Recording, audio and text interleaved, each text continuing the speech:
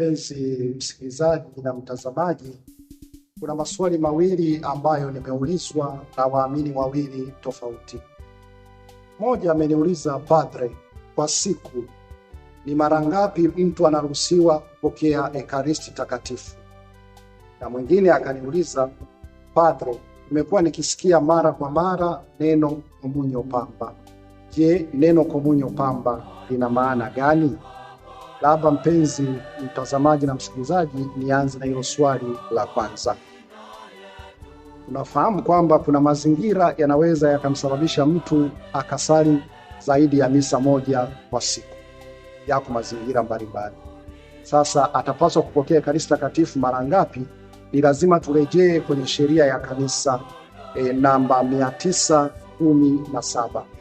Tunafahamu sisi wa Katoliki tuna kitabu cha sheria za kanisa ambazo jumla kabisa ziko 1752.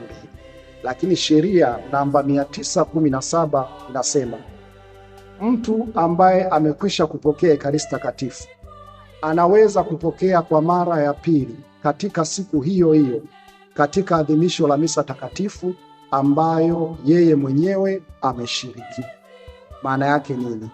Kama ameshiriki misa ya kwanza akapokea ekaristi takatifu na mazingira yamemfanya vile vile ashiriki na misa nyingine ya pili, basi anaweza kupokea ekaristi takatifu katika hiyo misa ya pili ikiwa tu ameishiriki misa hiyo mwanzo mpaka mwisho.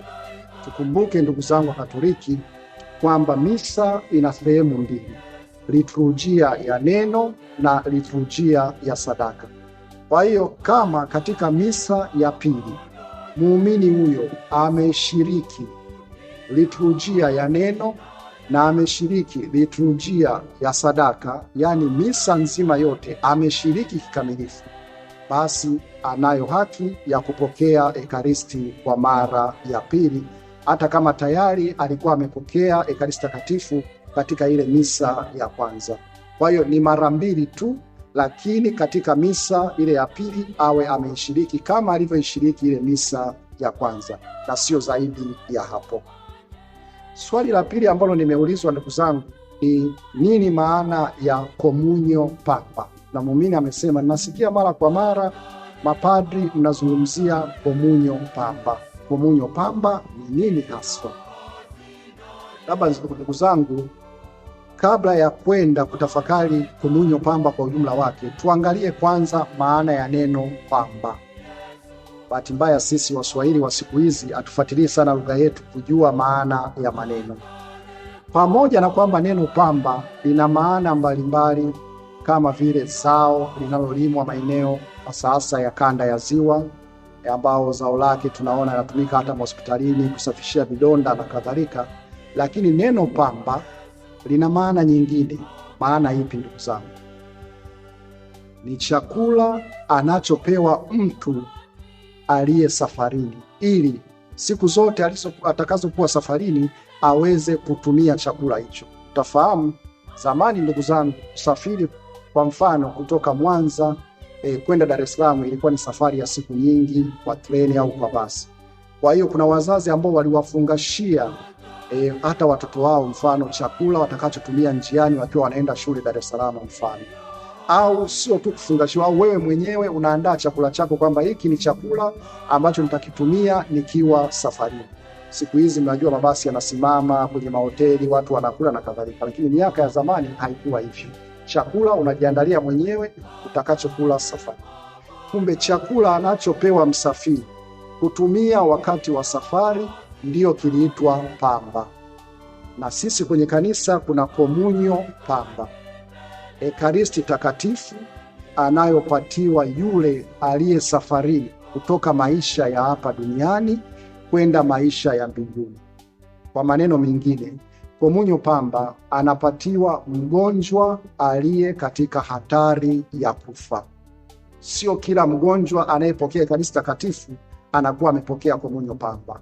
Hapana, ni yule aliye katika hatari ya kufa anapewa ekaristi takatifu kama komunyo pamba, kama chakula chake cha njiani anapojiandaa kuacha maisha haya ya hapa duniani kwenda kwenye maisha ya mbinguni, ambaye yuko safarini kutoka duniani kwenda mbinguni. Huyo atakapopewa Ekaristi Takatifu ndio anakuwa amepewa komunyo pamba. Komunyo pamba, ndugu zangu, tumeitafsiri kwa Kiswahili pia kama viatiko, kutoka kwenye neno la Kilatini viati.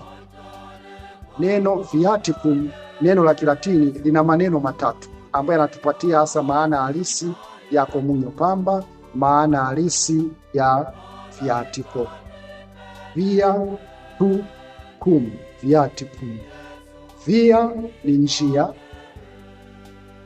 tu ni wewe, cum pamoja na.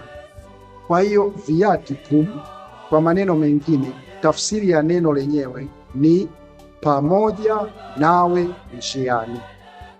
Viatiko, viaticum, pamoja nawe njiani.